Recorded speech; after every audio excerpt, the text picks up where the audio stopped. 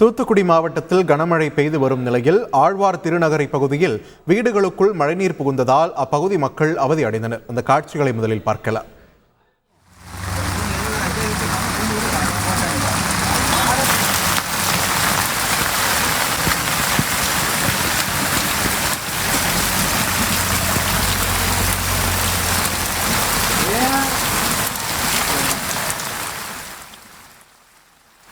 தொடர்ந்து கூடுதல் தகவல்களை எமது செய்தியாளர் தாமோதரனிடம் கேட்கலாம். தாமோதரன், வணக்கம். இந்த ஆழ்வார் திருநகரை பகுதியில் மழைநீர் அந்த வெள்ளம் வீடுகளுக்குள் புகுத நம்மளால் பார்க்க முடிகிற அந்த காட்சிகளை பார்க்க முடிகிறது. தற்பொழுது அங்கே இருக்கக்கூடிய மக்களை மீட்பதற்கான நடவடிக்கைகள் ஏதேனும் முன்னெடுக்கப்பட்டிருக்கிறதா? அருகில் ஏதேனும் நிவாரண முகாம் அமைக்கப்பட்டு அவர்களுக்கு உதவிகள் மேற்கொள்ளப்பட இருக்கிறதா? என்ன நிலவரம் தாமோதரன்?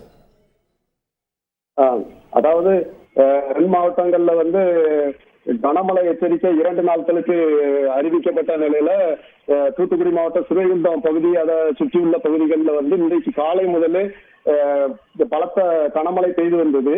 இதனால சாலைகளில தெரு ஓரங்களில 3 அடிக்கு மேல தண்ணீர் பாய்ந்து செல்லுது. இதனால அந்த குடியிருப்பு பகுதிகள், அதாவது ஆழ்வார் திருநகரியில மேற்கு பகுதியில காந்தி நகர்னு ஒரு பகுதி இருக்கு, அதுவும் மிக தாழ்வான பகுதி. ஆழ்வார் திருநகரிக்கு கிழக்கு பகுதியில அண்ணா நகர்னு ஒரு பகுதி இருக்கு, அதுவும் ரொம்ப தாழ்வான பகுதி.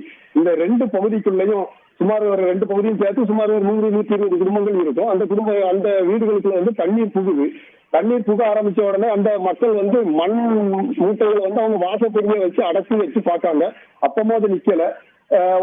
இந்த தகவல் அறிஞ்ச உடனே நம்ம பேரூராட்சி நிர்வாகம், ஆழ்வார் திருநகரி பேரூராட்சி நிர்வாகம் மற்ற அதிகாரிகள்லாம் அதை மீட்பு பணியை முன்னெடுக்காங்க. அது முன்னெடுக்கிறது முதல் கட்டமா என்ன பண்றாங்கன்னா, அந்த மக்களை பாதுகாப்பான இடத்துக்கு, அந்த ஆழ்வார் திருநகரில மேட்டு பகுதியான அந்த மண்டபங்கள்லாம் இருக்கிற இடங்கள்ல அவங்கள அமர்த்திட்டு இந்த நீரை அப்புறப்படுத்துற பணியை செய்ய முன்னெடுக்காங்க. இந்த காந்தி நகர் பகுதியில உடனடியா நீரை அப்புறப்படுத்துறதுக்கு அது பக்கத்துல வாய்க்கால் ஓடுது, பெண்கால்னு சொல்லுவாங்க. அந்த வாய்க்கால் ஓடுது. அந்த வாய்க்கால்ல அந்த இயந்திரம் மூலமா அந்த தண்ணீரை அப்புறப்படுத்துற முயற்சியில ஈடுபட்டு வந்துகிட்டு இருக்காங்க. ஆனா இந்த நம்ம அண்ணா நகர்னு சொல்ற பகுதியில அதுக்கு வடிகால் பகுதி பக்கத்துலதான் இருக்கு அந்த ஏரியா. அந்த வடிகால் ஒரு 4-5 கிலோமீட்டர் தாண்டி ஒரு வாய்க்கால்ல போய் கடக்கிற மாதிரியான ஒரு சூழல் இருந்தது. இப்போ அது இல்ல.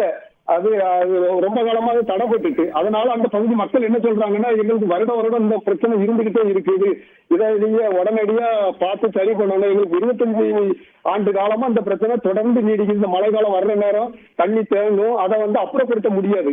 இப்ப தற்காலிகமா என்ன பண்ணாங்கன்னா, அதுக்கு ஆப்போசிட்ல தாமிரபரணி ஆறு ஓடுது.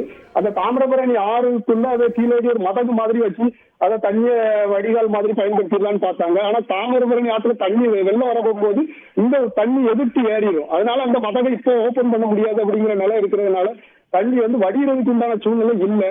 அதான் மக்கள் அதை எங்களுக்கு உடனடியா அரசு கவனம் கொண்டு பார்க்கணும் அப்படிங்கிற இதை கோரிக்கை முன்னெடுத்து வராங்க. நன்றி தாமோதரன், உங்களுடைய விரிவான தகவல்கள். செய்திகளை உடனுக்குடன் தெரிந்து கொள்ள உடனே சப்ஸ்கிரைப் பண்ணுங்க.